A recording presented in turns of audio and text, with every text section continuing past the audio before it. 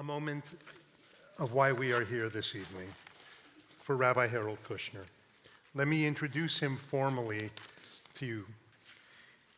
Rabbi Kushner has been a congregational rabbi for 50 of his 55 years in the rabbinate, and the best-selling author of 13 books on faith, ethics, and how to apply timeless wisdom of religious thought to everyday challenges. He is Rabbi Laureate of Temple Israel in Natick, Massachusetts, and is known throughout the world, in particular for having written the international bestseller, When Bad Things Happen to Good People. He also co-edited the Eitz Chaim, the Torah commentary that we use here at Stephen Wise Temple. He has just written The 9 Essential Things I've Learned About Life, which is an inspiring guide on how to live a good and rich life. It offers a lifetime's worth of spiritual food for thought and practical advice, including insights into finding strength at difficult times. Signed copies of the book are available for purchase after the program, and after hearing him this evening, I am confident that you will understand why it is worth every moment of your reading time. We are fortunate this evening that Rabbi Kushner's wife, Suzette Kushner, is here joining him. Please join me in welcoming one of the greatest teachers and thinkers in contemporary Jewish life, Rabbi Harold Kushner.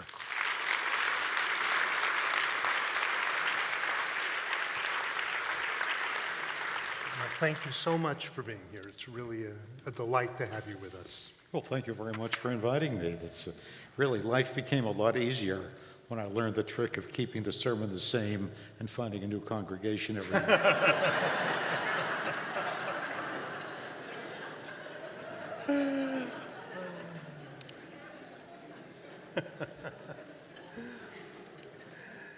There are 3 areas, I want to just sort of frame the evening, 3 areas that I'd like to explore with you this evening, Rabbi Kushner. The first is your book, which deals with issues of theology, lessons you've learned about forgiveness, the role of religion. And then I'd like to discuss with you 2 areas that you have written extensively and spoken extensively about, happiness and fear. And then finally, and I hope we'll have time for this, some of your reflections on the rabbinate. After so many years as a rabbi, I thought it would be a real treat for us to get some of your thoughts. But let's start with your book, The 9 Essential Things I've Learned About Life. You begin by writing about 2 events, 2 things, if you will, that shaped your spiritual life. And since these 2 things are essential to your view of God and the world, and in a sense shape so much of the book, I want to start by asking you to talk about those 2 things. Well, the first was growing up in a family that symbolized what conservative Judaism was about, observant without a sense of compulsion, without a sense of guilt. I don't like guilt as a religious motivation. I think it's terribly negative. My family was seriously Jewish, but very relaxed about it. Cherished education, cherished the synagogue. Impelled me to continue my Jewish studies even when I didn't always want to, and somehow ended up in rabbinical school at the Jewish Theological Seminary, and when I came out the other end, I was ordained a rabbi. So my home, my upbringing, that was one. The second, the major one that really shaped my theology, was my wife and I had a first child, a boy, who suffered from one of the rarest diseases known to medicine. It's called progeria. At any one time, there are maybe 300 or 400 children in the world with it. It's the rapid aging syndrome. He stopped growing and started growing old when he was a child. And he died the day after his 14th birthday. And yet, I find myself unable to call his life a tragedy. His life was a triumph. He was so brave. He was so good. Can you believe it, David? When you consider what teenagers are like how much time they spend looking at themselves in the mirror, how much time they spend wishing they looked different. And here was this bizarre-looking child, 3 feet tall, totally bald, emaciated, and his classmates envied him. They envied him because he had it together. He was so at home with himself. He would counsel them. And my whole life has been dedicating to being worthy of that boy's father. You wrote that during his illness, that you prayed for a miracle, that you prayed for the miracle that there would be a cure to his disease. You didn't get that miracle, but you got another miracle. The miracle we got is that Suzette and I were able to love this child unreservedly, raise him, comfort him, and ultimately lose him, and yet maintain our faith in the goodness of the world. Yes, we pray to God to send a miracle of healing and let him live a normal life. But you know, and I suspect everybody out there in the congregation has had this experience, you didn't get the miracle you asked for, but you realize the miracle you got. The miracle we got, let me put it this way, had God said to me on New Year's Day 1963, before this year is out, you will have a child with the following ailment, and this is what it'll mean for your family and for your marriage and for your sense of belief. Can you handle it? I guarantee I would have said on New Year's Day 1963, please don't test me. I know my limits. That's more than you can expect of me. I can't do that. But as so happens, from some source which I cannot otherwise identify, my wife and I found within ourselves the ability to raise him and love him, comfort him, and then lose him. And that really reshaped my sense of God.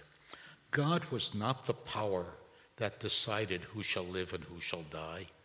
God was not the all-powerful force that decided that this child should be born with a rare disease. God was the source of the incredible strength and resilience that Aaron had, and that his parents had, and that his friends had. And for me, this is God. Do you remember a couple of years ago, there was this great experiment on whether prayer helps heal? They took this tremendous cohort of post-operative patients, divided them in 3 groups. One group was prayed for and they knew it. One group was not prayed for, was prayed for, they didn't know it. One group was not prayed for. No change, all people, no discernible difference. CNN interviewed me about that, and the reporter said, doesn't that prove that prayer does no good? I said, no, it doesn't prove a thing. It's not God's job to make sick people healthy. That's a doctor's job. It's God's job to make sick people brave. It's God's job to give sick people the resilience and the wherewithal and the faith in the future to be able to handle all of the unfairness of life. That's what God does for us. That's what God has done for thousands and thousands of my congregants over the years. He didn't pave the way for them to make it smooth. He gave them the grace and the skill to walk a very curving path. And the key there is, and this is actually the first chapter of your book, where your first lesson is that God is not the man who lives in the sky. And part of what you just said, though, was you recognized a miracle when it happened. And the key then is to recognize them when they do happen in our lives. That's right. And to recognize God as the source of them. I think if it's permissible for a conservative rabbi to be on a crusade, my crusade is to wean people away from the idea that, you mentioned it a moment ago, God is the all-powerful man who lives in the sky. A 15-year-old boy comes up to me and says, Rabbi, I can't believe in God anymore. I prayed for something that was very important to me. And I prayed to God and I told him how good I was and how good I would be, and it didn't happen. How can I believe in God after that? I said to him, this God you're thinking of giving up on Does he happen to live at the North Pole? Because your God sounds a lot like Santa Claus. That's not the God I worship. And I know that you caution making deals with God. I remember many years ago, you wrote something like, making a deal with God is like expecting the bull not to charge because you're a vegetarian. Right? But of course, the bull doesn't know you're a vegetarian and you've been nice to other animals. God does know how you've acted. Talk a little bit about the danger of making deals with God. No, I'm in favor of making deals with God, just not the way ordinary people think about it. You can't bargain with God and say, if I am charitable and faithful to my marriage and come to synagogue regularly and you don't know what a sacrifice that is, will you make sure that the following things happen? No, the deal with God is, I will open my soul to all that is good and true and meaningful in the world. And God, your job is to help me recognize it. Is that part of the role of prayer? What do you see as the role of prayer? You know, you and I labor under this disadvantage of being congregational rabbis. Prayer, the word prayer covers two very different phenomena. One is joining with a congregation in liturgy because something profound happens when human beings come together. Human beings are social creatures. We are changed. We are affected by the presence of other people, and you are all feeling this tonight. Had you and I walked in and found 20 people in this sanctuary, the evening would feel very different. We are enhanced by the presence of other people that we join with. This is where the monastic tradition gets it all wrong. This is where the 21st century, with the needle moving from we to me, gets it all wrong. Human beings are not isolated creatures. In college, I took a course in anthropology. It was the only way I could fulfill my science requirement without having to compete with all those pre-med students. We read this book, the anthropology textbook, which I remember one line: one chimpanzee can't be a chimpanzee. He cannot realize his chimpness unless he's part of a flock. Human beings are like that. You cannot be a human being except in joining with other human beings. Why do you need a minyan for Kaddish? Because the presence of God is found when people come together for an exalted purpose. It's like you're going to see the Super Bowl better on television, but you will experience better if you're at the stadium. You don't have the replays, you don't have the close-ups, you don't have the commentaries. You have the feeling of the crowd that all of a sudden comes alive, and that sense, that mystical sense of 50,000 people suddenly becoming one. That is a profoundly religious feeling. So when we say a prayer like the Mishaberach prayer, Right. collectively, and we ask for God to heal Yes. the sick, how does that jive with what you're saying? Well, the first thing is you got to say it in Hebrew. Okay. Because I don't want people to get hung up on the words, I get people to be hung up on the experience. It is people coming together and offering the collective wish that somebody they care about will recover from illness. I don't think you can bargain with God. All the evidence is that a lot of very good people will get sick and die anyway. The sense, what you're really asking for, let me put it this way, David. Let me tell you about the day I understood what it means to be a rabbi. We get a call at the office that there had been a death in the congregation, a relatively young husband and father. I rush down to the funeral, to the home rather, to try and bring some comfort. The grieving widow says to me, Rabbi, why would God do something to such a good person? So I start to give him my Kaplanian notion of a limited God, and it's not getting through to her.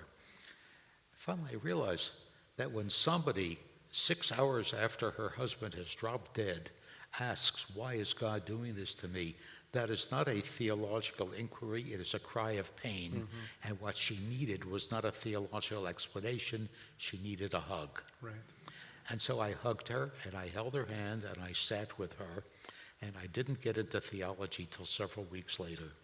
And when I got up to leave, she said to me, "Rabbi, thank you, I can't tell you what this has meant to me." It actually is a perfect segue into the second lesson that you give us about life. Leave room for doubt and anger in your religious outlook. And you talk about that not only is that permissible, but it's at times an obligation to question the existence of God if it goes against what you were taught. And further, that if you are angry with God, it's important to express that anger, because otherwise it's not possible to fully love God. So when we chant the Shema and we say, "Ve'ahavta," and you shall love the Lord your God with all your heart, with all your soul, with all your might, you're saying if we have anger with God and don't express that, we can't possibly love God. Yeah, I learned that from Aviva Zornberg. I heard her give a lesson once on being angry at God. She asked us to open our Chumashim to the first page of the book of Deuteronomy, the book of Devarim, the last book of the Torah, where Moses gets angry at God. All these years he's been his faithful servant, and now Moses says, "God, you have not treated me fairly. I served you, I sacrificed everything, I sacrificed comfort, I sacrificed family, I endured the complaints and hatred of all these Israelites. All these people who made my life miserable, they're going to get to live in the promised land, and I'm going to die here on the wrong side of the Jordan. Why did you treat me like that, God?" Aviva Zornberg, who is a brilliantly multi-gifted Anglo-Israeli scholar, says, "Why is Moses expressing anger at God?" I always assumed that he's an old man and he's getting kind of irritable and kvetchy and he just can't hold it in anymore. She says, no, he's doing it to give the Israelites permission to vent their anger at God. And on the very next page of the Torah, they do that. God hates us. If God didn't hate us, he would have let us stay in Egypt and sent the Egyptians out in the desert. If God didn't hate us, he would have told us to turn right at Sinai and go to Kuwait instead of turning left and going to Canaan. And right after the Israelites have expressed their anger at God, you come to what is perhaps the most beloved verse in the entire Torah. You shall love the Lord your God with all your heart, with all your soul, and with all your might. And she said, if you're holding back anger, you cannot love God with all your heart. If you're holding back anger, you can't love a person with all your heart. The wife who is afraid to tell her husband what things he does that really set her off cannot love him wholeheartedly. Her love is compromised. In order to love with your whole heart, you have to have the confidence in the relationship that you can let the other person know when you are angry.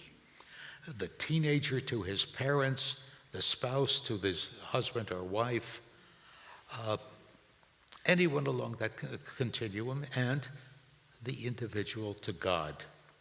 God will not be offended and God will not avenge himself on us because God is not an old man who lives in the sky.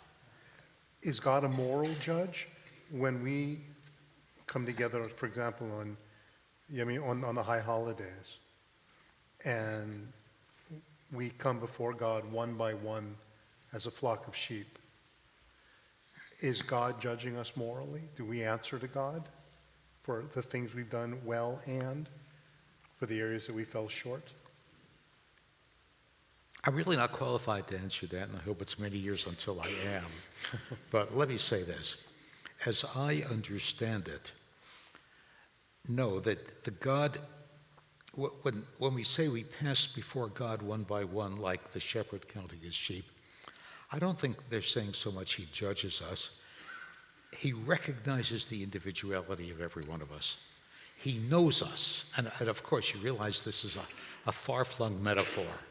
God is not the man who lives in the sky and has this wonderful registry of all the people he's ever met. That says every individual matters to God. That's what I'm trying to say. Every individual, whoever he is and however flawed he is, there is no point on the high holidays in trying to convince God that we're really awfully good and we deserve a year of rewards. That's Santa Claus talk. There is no point in abasing ourselves and saying, God, I guess I'm just hopeless. I'll never be any better. One of the purposes you remember we started to talk about what happens when we pray, and we got off on this tangent, and I was making a distinction between the kind of prayer in which we expand our souls by joining with others, and the kind of prayers in which we look at ourselves in the mirror. And that's what the Siddur does. The Siddur is a mirror in which we see our moral selves reflected back. And if there's a blemish, we can clean it up. And if there's something that should be fixed, we can fix it. And this is really what the confessional on Yom Kippur is. And God says to us, you know something? It's not news to me that you're not perfect. It's not news to me that you've done some bad things during the year. We anticipate that. That's why we schedule Yom Kippur every year and everybody shows up. Because we have done things in the year that we need to scrutinize ourselves for and ask, how can we learn to like ourselves better?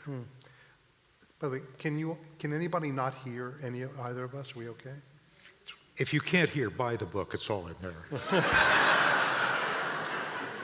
That was the setup, by the way. I just want you to know. You write about, so talk about trusting God, because you write about God, giving God the benefit of the doubt, which I think is an extraordinary insight, and how it started even with Abraham. Can you expand on that a little bit? Yeah, first of all,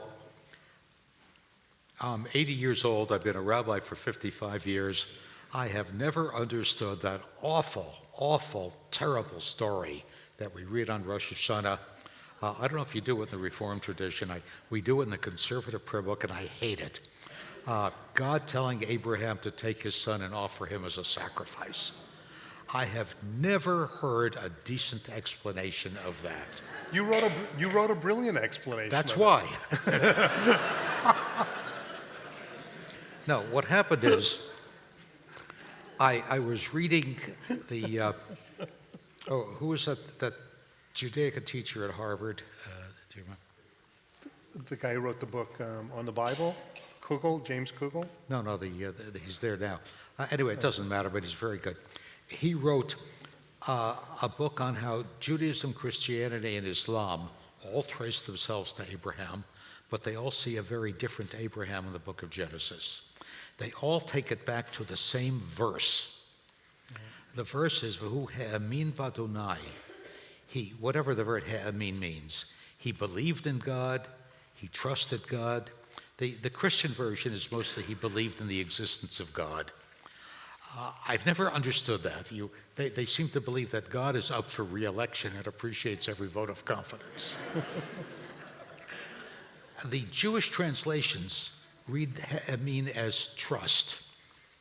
And when I read that in the book, I said, of course. Yeah. That explains that awful story in Genesis 22.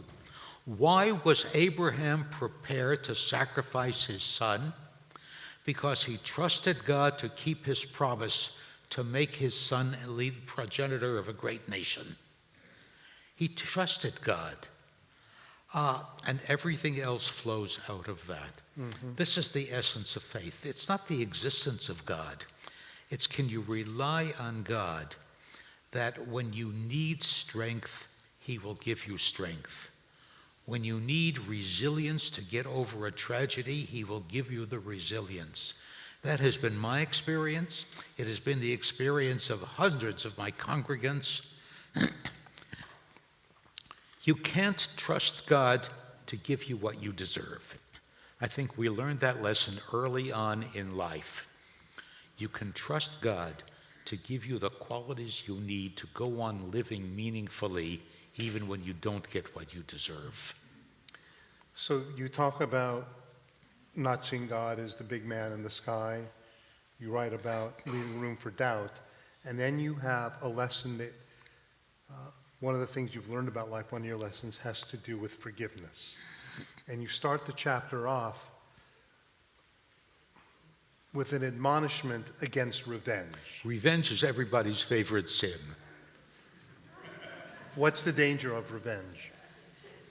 Revenge is that the more you linger on the idea of revenge, the more you define yourself as a victim. Mm-hmm.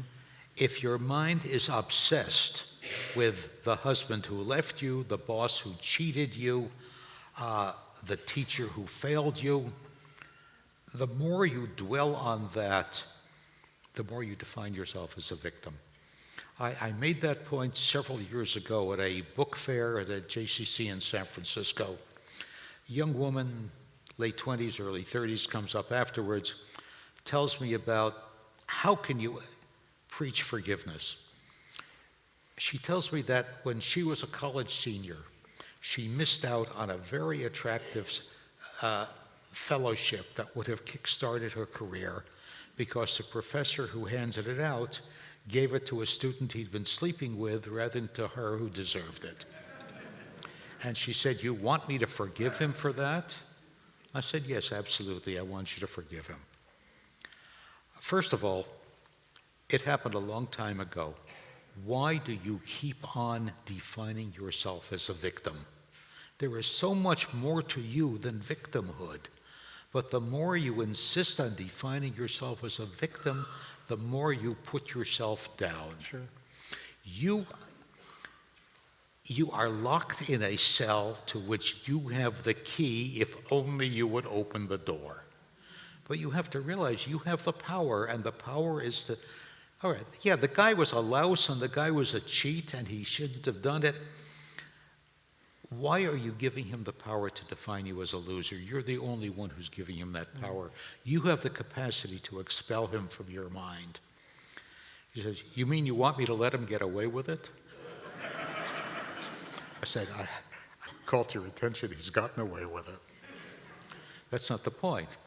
The point is, he lost his integrity in exchange for a few hours of carnal pleasure.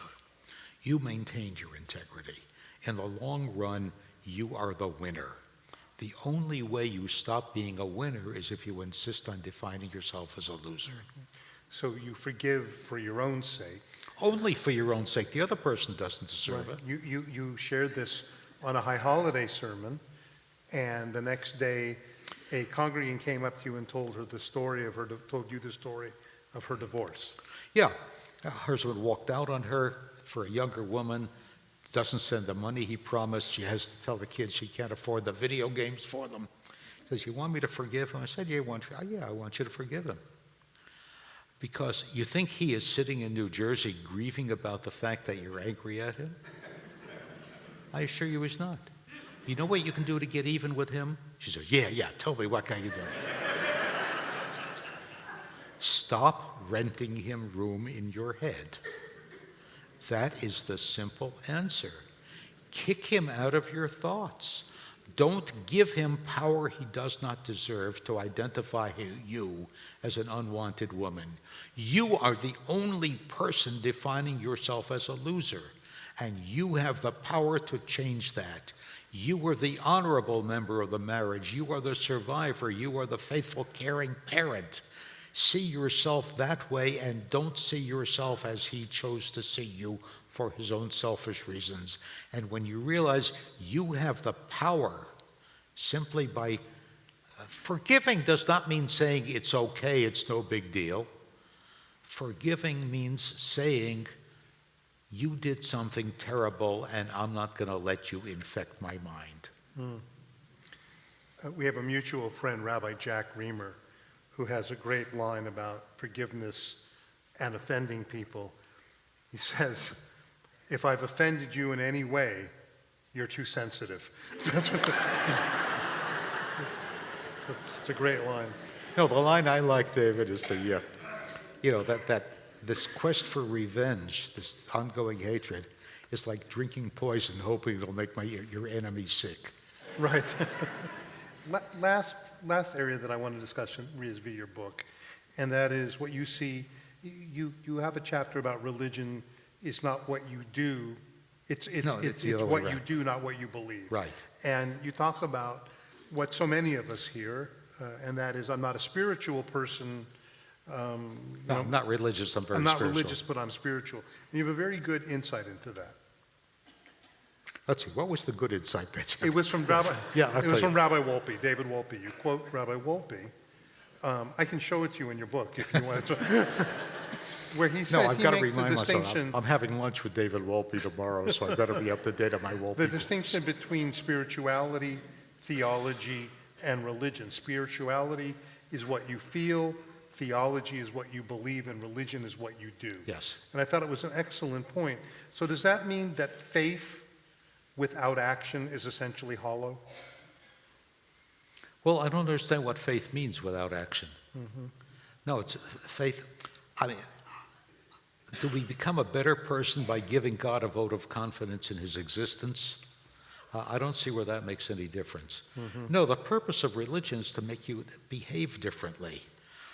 My concern with people who say, for me, and I think I quote this in the book, I picked it up somewhere, religion means just going out on a sunny day and enjoying the flowers.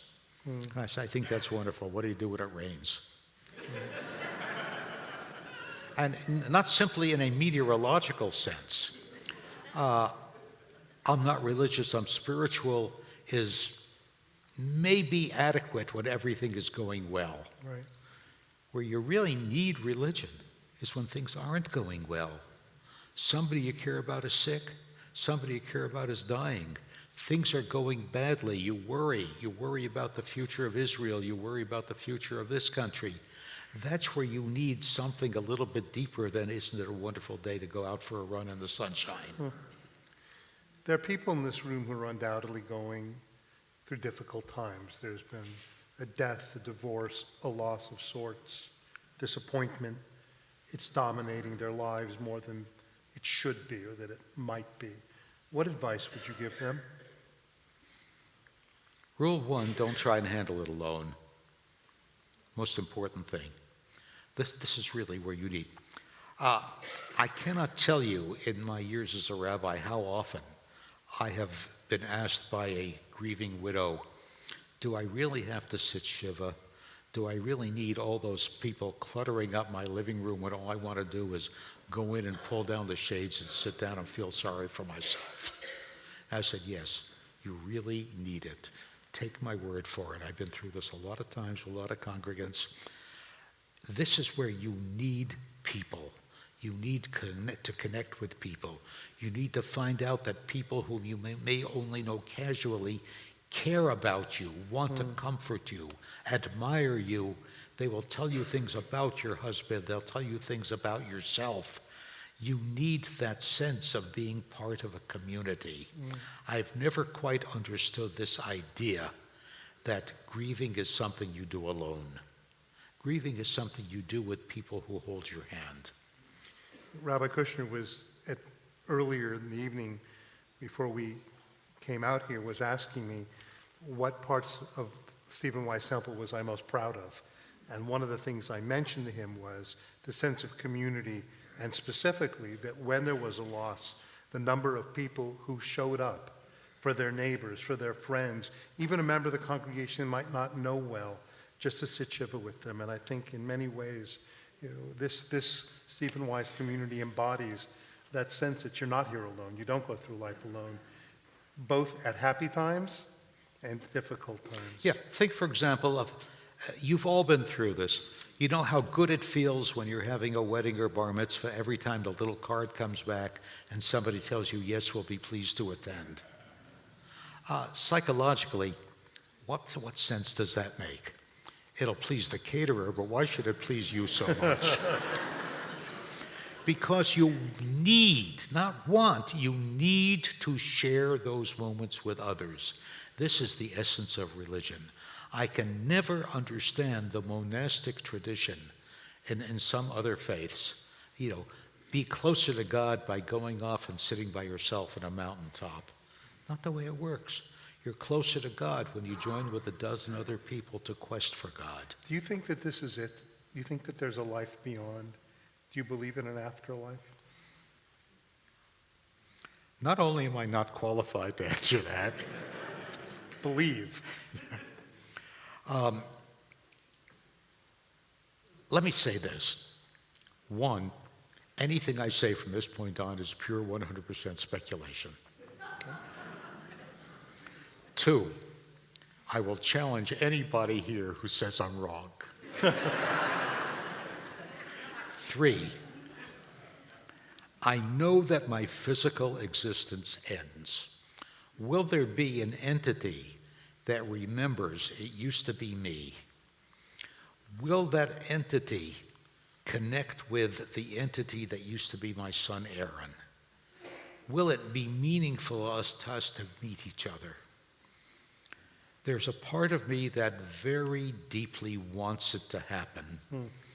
And there's a part of me that says, the fact that you very deeply want it to happen doesn't mean it's true. I grew up in Brooklyn reading the Brooklyn Dodgers. If there's one thing I know, it's that what deserves to happen doesn't always happen. But the Woody Allen line, when people will often say after a loss that the person lives on in the hearts and minds of the living. And Woody Allen says, he said, I prefer to live on in my apartment. So let's turn, there's so much more in this book that we could explore. I want to turn to the second area, and that's happiness and fear. You have written extensively on this, and happiness is something we all wish for, and fear is also something that sometimes we have too much of. So let's first start, Rabbi Kushner, with happiness. What do you see as some of the keys to a happier life, and what do you see as some of the barriers? I see happiness in the acceptance of your strengths and limitations and in the furthering of your strengths. I see happiness in reaching out to embrace other people. I will never do anything as gratifying as the things I've done to make family members, friends, congregants happy. To connect with other people, to be sensitive to their wishes, to help them find what they're looking for, that is immensely, immensely fulfilling. Happiness, I think, is also the mustering of all my abilities. To realize there are things I am capable of doing, and then doing them. Important things, relatively trivial things. Just to know I've made the most of my gifts. I think that's a big part of happiness. But the key always is sharing life with others. Happiness is having other people. Happiness is coming home and having people who are happy to see you. Happiness is going out during the day and running into people who are happy to see you. Happiness is people going to bed at night and blessing God for the fact that you're part of their lives. And therefore, fun and happiness can be completely distinct entities, correct? What and happy? Fun. Fun and oh, sure, totally different. They can overlap a little bit, but no, there is something very enjoyable, very necessary, very well-deserved, but ultimately trivial about fun. It's the dessert, it's never the main course. And people who make it the main course in their lives will end up like people who only eat desserts. I wish you hadn't used that analogy, but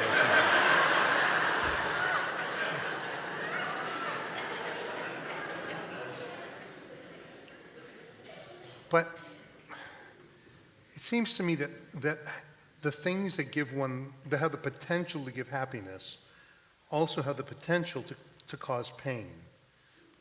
Writing a book, your job, relationship with a spouse, raising a child. All these things have the potential for happiness, have the potential for pain. And when one realizes that, if you realize that, then you're willing to take risks in life.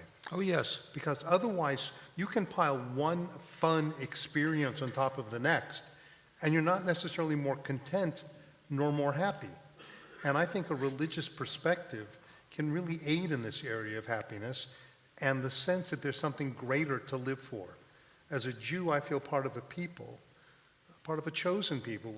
That doesn't mean any sense of superiority, but it means that I have a role on this earth, a role that predates me by thousands of years, a role that I in some way believe God wants of me, and that I'm joining with others who share those values and share those ideals. That for me is a great source of content and happiness in my life. But also there's the price that can be paid for that. When you fall short, when you see that people don't like you because of certain values that you hold. The Jewish people, it's interesting, the Jewish people have paid a very big price for their role on this earth. And yet I think as a people, to the extent that one can make generalities, I think we are a happy people. I mean, it doesn't mean we don't complain. It means, no, a friend of mine, I have a friend of mine he's an evangelical minister, and we were talking about congregations, and he's saying, listen, he says, you know, your people, he said, you think Jews complain? He says, my people complain too. I said, really? I said, I want you to imagine that there's a dinner for 300 people. 150 are religious Christians, and 150 are religious Jews. And the food is cold. I said to him, which do you think are the first 150 to complain? Right. Part of it is we have standards and we have goals. But isn't there something to be said for having to feel in life that there's something bigger than you, greater than you, for which you were put on this earth to do, for having some meaning in life? Does that translate to happiness in some way? It's even better than happiness. It's a sense of fulfillment. It's a sense of, yes, this is the sort of thing I was put here on earth to do. I get it. I'm fortunate because of my professional choice. It lends itself to that. But I suspect everybody sitting in this synagogue tonight can think of ways in which they feel this is what I was put here on earth to do. It can be in their professional efforts, it can be in their family, it can be in their community, it can be in the synagogue, it can be in some other organizations. This is something I have done to transcend my own petty concerns and been a blessing to others. So let's take fear. You wrote an entire book on this, Conquering Fear. Do you believe that our lives are often clouded by fear inappropriately? Well, I think some fears are legitimate and necessary. I wouldn't want somebody to be so fearless that he crosses streets without checking the traffic light. There is a fable about a boy who could never know fear, and he felt he was cheated out of an expression. And he tried all sorts of things. He would go stick his head in the lion's den, in the lion's mouth, and nothing happened, and he wasn't afraid. And he said, what else am I going to do so I'd be afraid? He would walk in traffic, he would lean out of the window. Nothing frightened him. He began to think there's something wrong with him. You know what he finally did so he would know fear? He got married. No, seriously. He got married, and now he was concerned about somebody. He was worried about his wife. Right. He was worried if she were well. Why is she late coming home from shopping? What happened? She looked a little under the weather this morning, and he felt fulfilled to know fear that way. Does our society cultivate fear? I think parts of it do. I think a lot of advertising found out that fear sells better than a lot of things. Fear of underarm perspiration, fear of complexion compromises or something, fear of not being with it, fear of not having read the latest books, fear of not having visited the hottest places. Yeah, I think they prey on our fears of not being with us, our sense of being judged. I think that's what they're trying to use to sell. And I guess everybody's entitled to make a living, but this is... I think it was you who made, first time I read the point, that the most often repeated phrase by God in the Bible is al tira, That's right. do not fear. Mm-hmm. I mean, it's extraordinary. Why, of all the phrases in the Bible attributed to God, why do you think do not fear is the one that appears more than any other time? There's my answer and there's the Bible scholar's answer. The Bible scholar's answer is that because do not fear is frequently spoken when God manifests himself to another person, and suddenly having God appear before you can be rather overwhelming. So God says, don't worry, I'm here for benign purposes. That's not my interpretation. I think God's, more than any other commandment, God says, do not fear, because fear constricts us. Fear paralyzes us. Fear focuses us on ourselves to the exclusion of everybody else in the world. Fear is the sort of thing that drives a person to run out of a burning building without thinking about all the people he's left behind, some of whom could be members of his own family. So this is what God is trying to tell us. A life dominated by fear. It's an interesting point to make, and please believe me when I say I'm being nonpartisan when I say this. It's an interesting point to make in an election year, because of all the candidates who are trying to prey on our fears, because fear is closer to the surface. That makes sense. If you've ever noticed, and how can you help noticing, that when you get up in the morning and you turn on the TV and you have the news, and except maybe for the ball scores and weather, everything they have is bad news. And sometimes the ball scores are bad news too. Why is so much news bad news? Because we are attuned to respond to bad news. We have survived because when we hear a lion roar, we respond very quickly. And when we hear a pussycat yawn, we don't respond as quickly because it's not as much of a threat. We are programmed to respond to things that endanger us. So that's why we tend to be afraid. There are some things one should be afraid of. There are some times when it is only prudent to be cautious. But to live a life dominated by fear is to miss out on what life is really supposed to be like. So I said I'd love to, in this last times that we have together tonight, to explore your experiences as a rabbi. 55 years as a rabbi, the last 50 as a pulpit rabbi. You've had an unusual rabbinate. I thought this would be a rare opportunity to hear from you, get some of your reflections.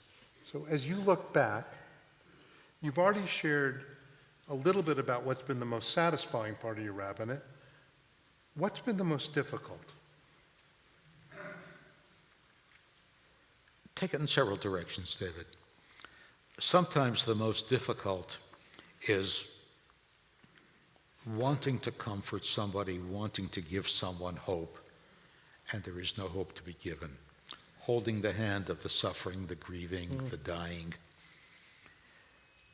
Speaking to a parent who went through what Suzette and I went through, to be told that your child will have a very brief and painful life. And they say to me, Rabbi, don't you have any words for us? And I don't. All I can do is hold on to them and hug them. And I wish there was something I could say. I wish I believed that there was a heaven where everything will be set right and the lame will walk and the blind will see. But I don't believe it strongly enough to be able to comfort people with it.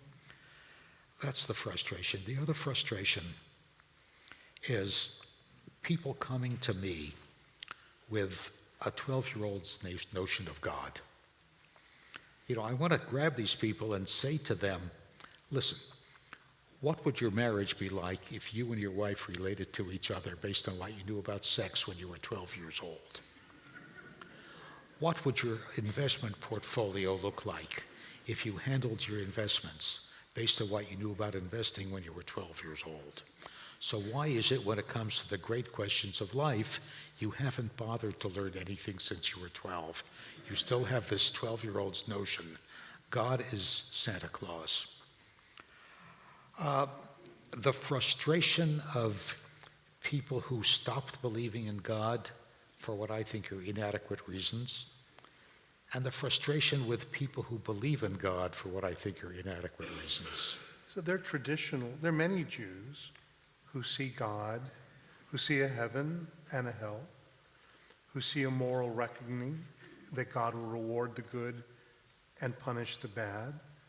There are many Jews who continue to pray that God will intervene on their behalf and make the world a better place or cure someone who they are ill. I mean, I'll be candid. When I learn that someone's ill, I say a prayer for them with every hope that God will fix that illness. I don't think the people who hold that necessarily have a 12-year-old vision of God. They have a different vision of God. Jews traditionally held that God would intervene. Our sages held that God would intervene. Were they less mature in their thinking?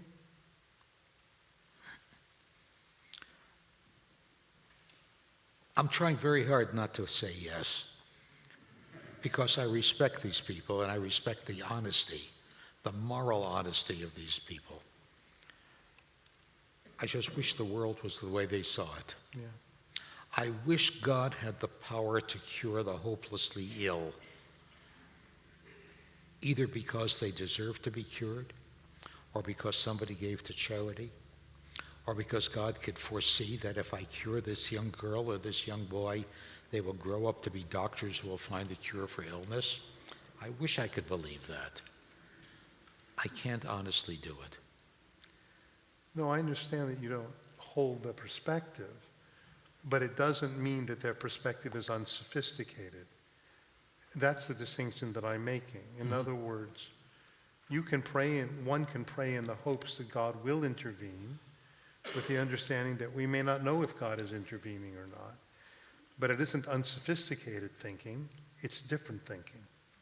Okay, I accept that, but at the same time I'm concerned that if somebody believes in a God who can be prevailed on to heal the hopelessly ill, what will they do when the hopelessly ill person dies? Right. Will they say, I didn't deserve it, he didn't deserve it, I didn't say the right prayers, maybe if I belonged to the Orthodox synagogue, God would have saved him.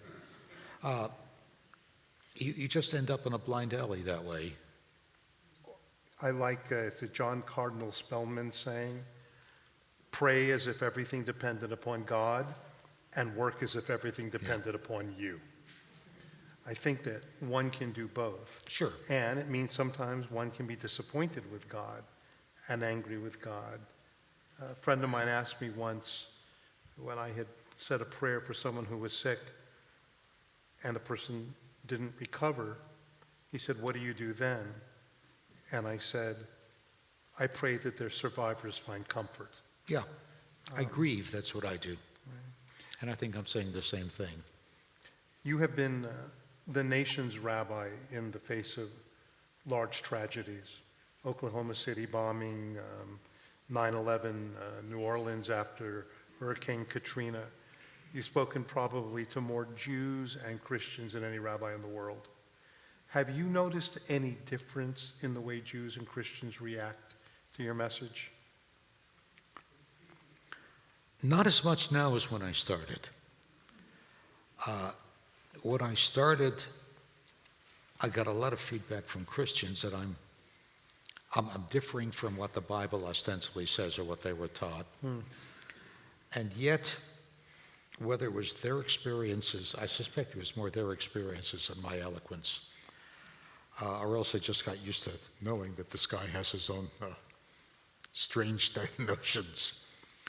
But No, I found Jews and Christians alike responding to what I have to say, and Jews and Christians alike rejecting what I have to say because they would rather believe in a God who can be prevailed on to work miracles for them, and they're prepared to accept the notion that I didn't deserve the answer I prayed for. You have a beautiful tradition before you start writing every morning. You wrote about it just briefly, but could you share it with us?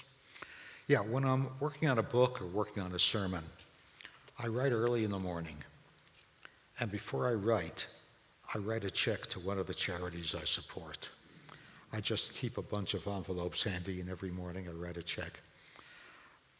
In the beginning, Suzette asked me why I do it. I said, I'm just trying to clear the papers off my desk. She understood. She understood before I did that I was performing a mitzvah because when I write that check to charity, I think of myself as a different kind of person. And that affects what I write, and it affects what I preach. And it's a habit I would recommend to anybody here who wants to pick it up. You will see yourself differently if you just keep a whole collection of envelopes to charities that you feel deserve it. It doesn't have to be a big check. I'll write a $25 check sometimes if that's the level at which we support this charity. It defines you as a certain kind of person.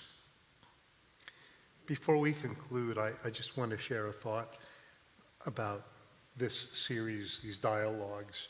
You know, about a month and a half ago, we had Ambassador Dennis Ross here, and we had a wonderful opportunity to traverse the history of the modern state of Israel.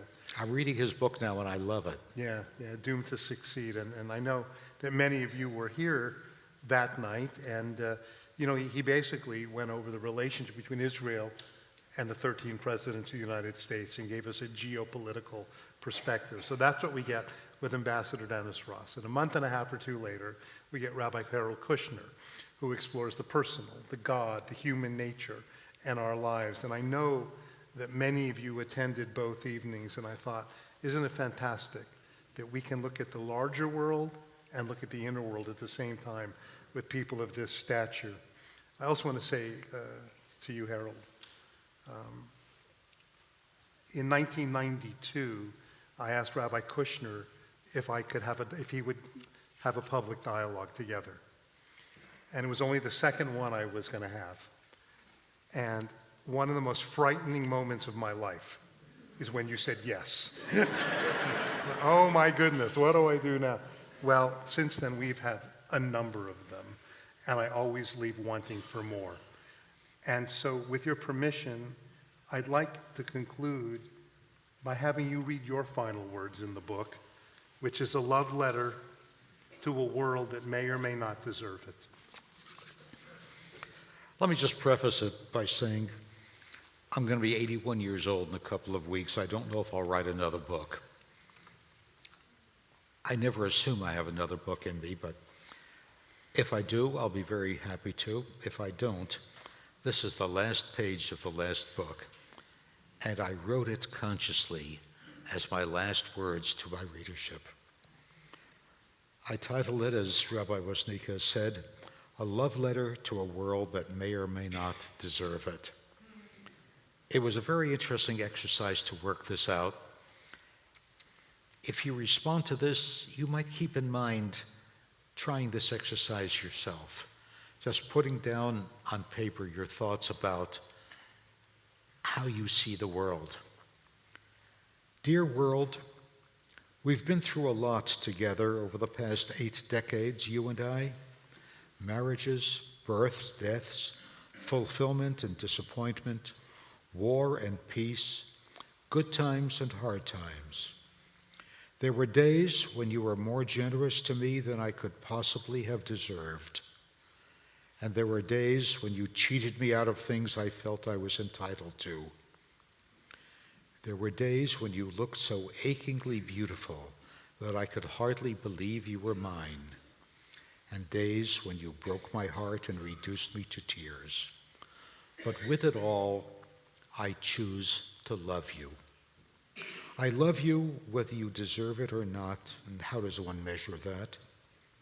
I love you in part because you're the only world I have. I love you because I like who I am better when I do. But mostly, I love you because loving you makes it easier for me to be grateful for today and hopeful about tomorrow. Love does that. Faithfully yours, Harold Kushner.